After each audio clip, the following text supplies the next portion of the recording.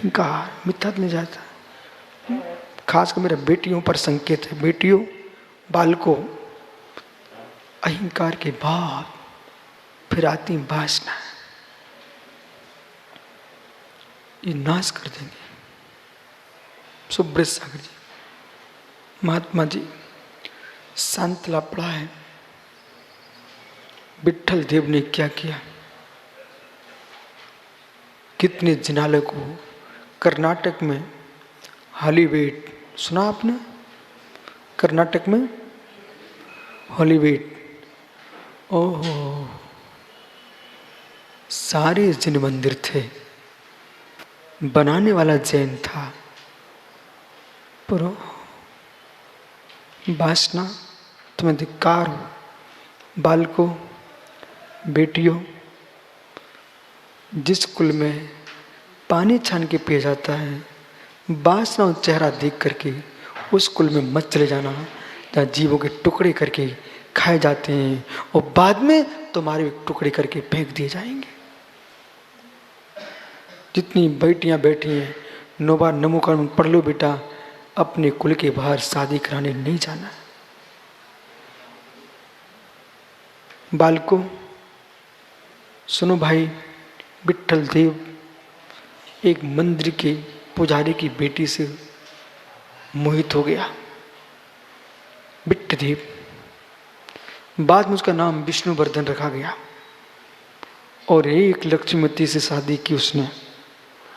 उसके राग में जैन धर्म छोड़ दिया और जैन मंदिरों को बदल करके जिनेश्वर की जगह महेश्वर विराजमान कर दिए। सांतला तड़पती रही, रोती रही, तो मात्र 2 मंदिर छोड़े।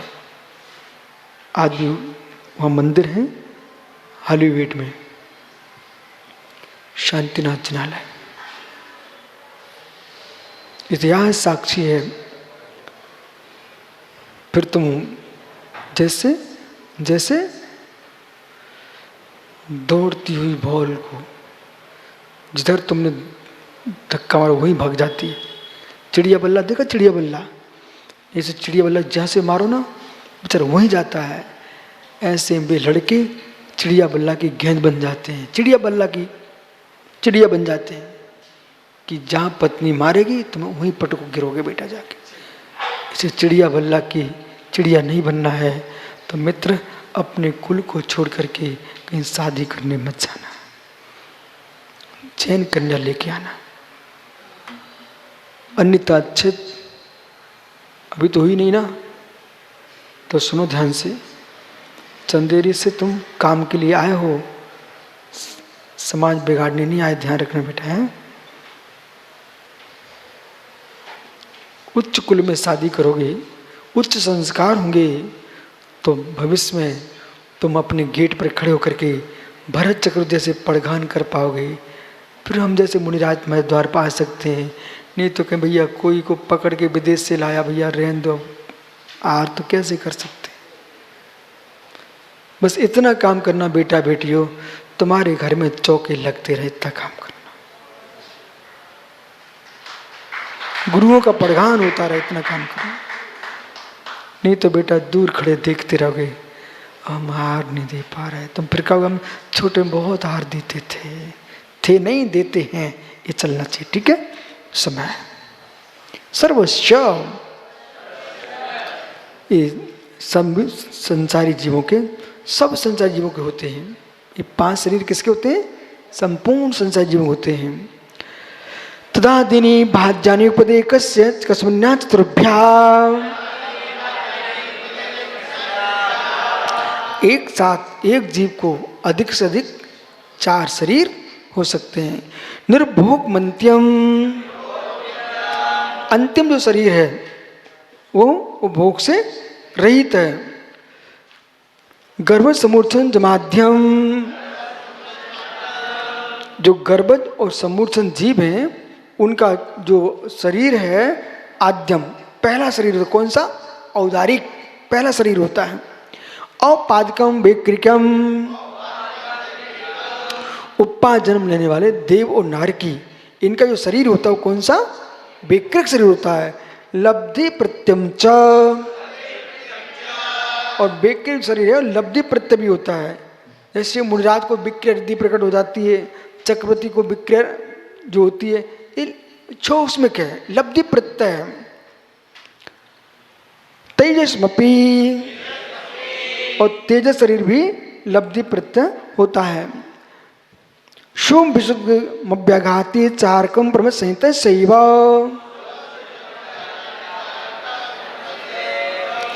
अब आपने पढ़ा था ना भी आहारक शरीर, वो कैसा है सुनिए। उन मुनियों को पहले नमस्कार करो। कौन? भावलिंगी मुनिरा, बे योगेश्वर,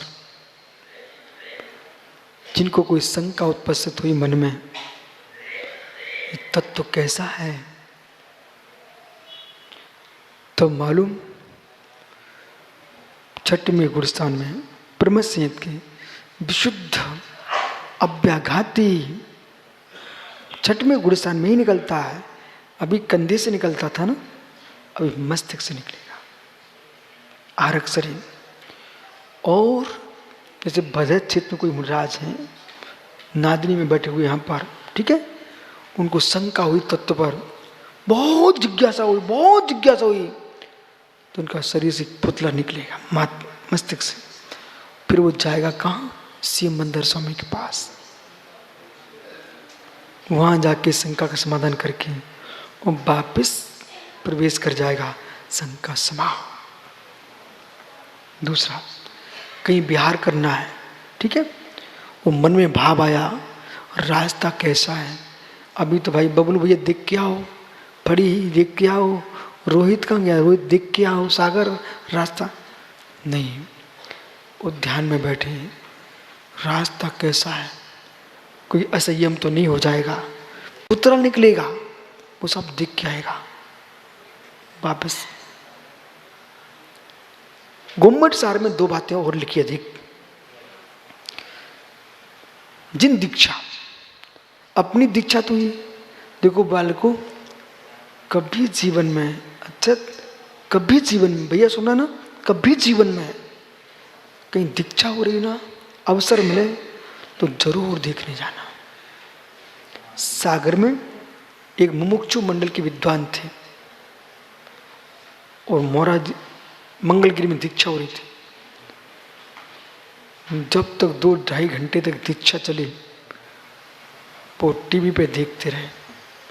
लोगों ने पूछा उनसे, आप दीक्षा देख रहे थे? मन्नूलाल वकील साहब बोले, भाई वो ऐसा क्षण होता है जब एक दीक्षार्थी हुआ, जहाँ नन्हे से बच्चे को भी उसकी चड्डी खिसकाओ ना, ऐसे पकड़ लेता है। देखा, किसी बच्चे की चड्डी ऐसे खिसका दो ना, ऐसे दबा लेता है। जेठ 18-18, 20-20, 25-25 साल के युवा जब कपड़े फेंकते हैं, अलग रोमांच दृश्य होता है, विशुद्धि का संचार होता है, वो परिणामों की निर्मलता बढ़ती है कि सबको छोड़ करके एक योगी बनने जा रहा है। कभी दीक्षा मत छोड़ना, बहुत विशुद्धि बनती। दूसरा, एक बार तीर्थ बंधना छोड़ देना, तीर्थ पुनः मिल जाएंगे। किसी साधु की समाधि चल रही है, वो देखने का अवसर मिल जाए तो बेटा समाधि देखने जरूर जाना। बोले लोग खून चढ़वा रहे हैं, अब अच्छा दवाइयाँ खा रहे, बच जाऊं बच जाऊं बच जाऊं। एक बेयोगी जो कह रहे हैं, मैं आज से पानी का भी त्याग करता हूं। क्या पियोगे? जिनमानी। क्या खाओगे? समता। हो बेधन्य योगी समता खाते हैं और जिनमानी पीते हैं, वे समाधि को प्राप्त होते हैं।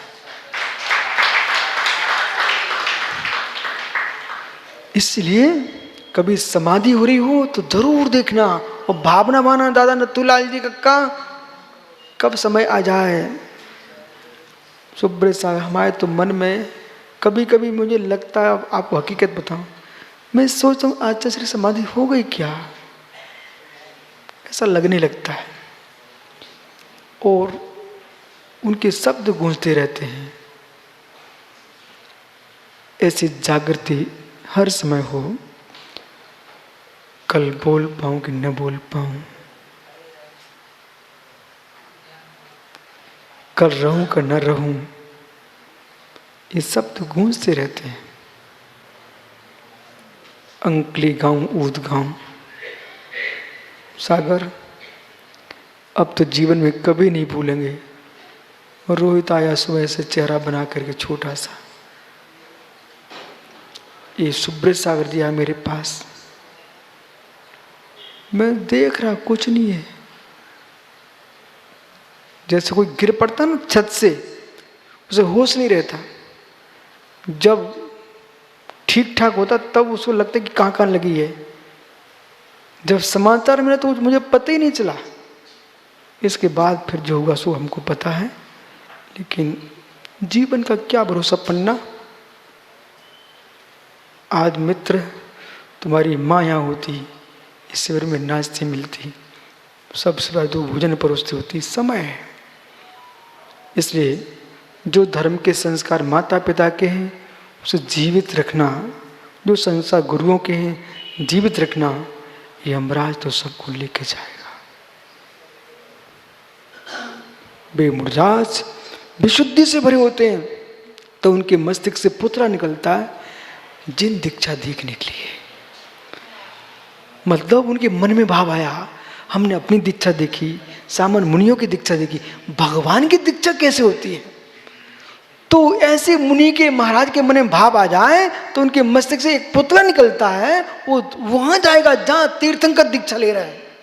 दीक्षा देख के संतुष्ट होके फिर वापस आ जाएंगे। अथवा तीसरा हेतु, भरत क्षेत्र में मुनिराज हैं, उनकी इच्छा हुई सुमेरु पर्वत पर अकृत्रिम जिन मंदिर हैं उनके दर्शन करना है। जिन घर जानते, जिन घर मतलब जिन मंदिर। गोम्बट सार में आचार्य नेमिचंद सज्जन चक्रवर्ती देव ने लिखा, जिन घर बंदनठम, जिनेन्द्र के घरों की वंदना के लिए भी मुनिराज के मस्तिष्क से पुतला निकल के जाता है। और तीर्थों के भगवंतों के, अब सोचिए, लोग प्रतिमाओं की वंदना का निषेध करते हैं, इधर प्रतिमा के दर्शन के लिए आहारक शरीर निकल रहा है। क्या विशुद्धि। खूब पंचकर्म करो, खूब प्रतिमा विराजमान करो, और जितनी प्राचीन प्रतिमा है बद्र कुमार जी सबके दर्शन करो, अरविंद सबके दर्शन करो। जितनी प्राचीन प्रतिमा आपको मिलेंगी अलग विशुद्धि होती है। यहाँ के 24 के दर्शन कर लिए आप लोगों ने, जिन्हें न किए हो 24 के दर्शन करके आना है ना पर्वत के ऊपर। अंदर जाओ शांति से, क्या विशुद्धि बनती है। आइए, तो ये आहारक शरीर है और ये छठवें गुणस्थान में ही निकलता है। नारक समूर्छनो नपुंसकानी, नारकी और समूर्छन ये जीव नियम से नपुंसक ही होते हैं। इनके अन्य भेद नहीं होता, ना स्त्री ना पुरुष, मात्र नपुंसक। इसलिए अब तुम सोचो, अभी तुम कह रहे थे एक किडनी की कीमत, अब बेटा सोचो उन जीवों से मिलो, ना स्त्री है ना पुरुष है, ना स्त्री का सुख ना पुरुष का सुख, नपुंसक बने बैठे हुए हैं। तुम पुरुष हो तुम स्त्री हो, इन भेदों की प्राप्ति भी पुण्य से मिलती है। पर दुरुपयोग नहीं करना चाहिए। जो वेद का दुरुपयोग करते हैं उन्हें नपुंसक बनना पड़ता है, व्यभिचारियों को। क्यों? नरक कौन जाता है? व्यभिचारी, पापी। बनो तुम नपुंसक। न देवा, देव नहीं होते क्या? नपुंसक। गांधी, देव नपुंसक नहीं होते। ऐसा मत कि देव नहीं होते, देव तो होते हैं, नपुंसक नहीं होते हैं। शेषा त्रिवेदा, शेष जो जीव हैं वो तीनों वेदी होती हैं। जैसे मनुष्य है, त्रिंश है, पुरुष वेदी भी है, स्त्री वेदी भी और नपुंसक वेदी भी है। सबसे कम संख्या पुरुष मनुष्यों में जो है नपुंसक वेदियों की है, परंतु विश्व में सृष्टि पर सबसे अधिक संख्या नपुंसक वेद की है। सब एक इंद्रिय से लेकर के 4 इंद्रिय तक के जीव नियम से नपुंसक ही होते हैं, समझ गए। और पंचेंद्रिय में दोनों प्रकार के होते हैं। औपाधिक चरमोत्तम देहा संकेव सोन पुरता शाह।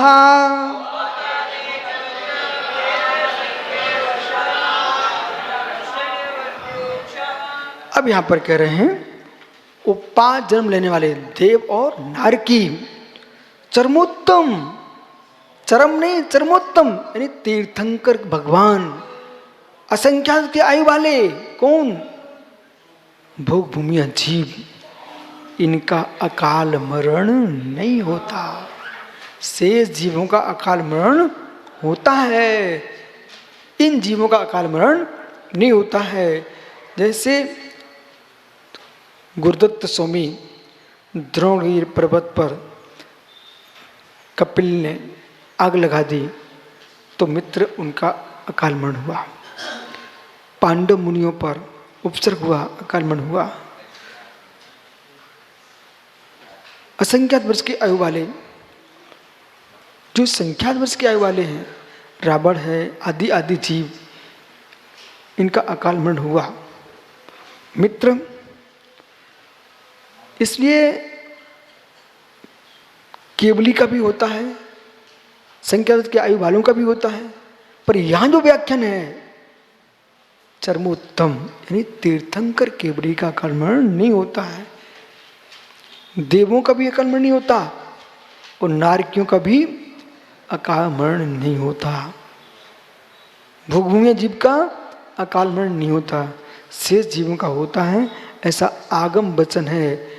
यह व्याख्यान आगम का श्रद्धा का विषय बना के चलना। किसका अकाल किसका सुकाल हो रहा है ये तुम्हारे ज्ञान का विषय नहीं है, ये निर्णय तो केवली के ज्ञान का विषय, क्योंकि तुम छद्मस्त हो, परंतु अकाल मरण होता है, इस प्रकार समझना चाहिए। इति तत्त्वमूल शास्त्रे द्वितीय अध्याय। और जिन शासन नमोस्तु शासन जयवंत हो। आत्मा स्वभावम परिभाव भिन्नम, आत्मा स्वभावम, आत्मा का स्वभाव पर्वत महावीर स्वामी की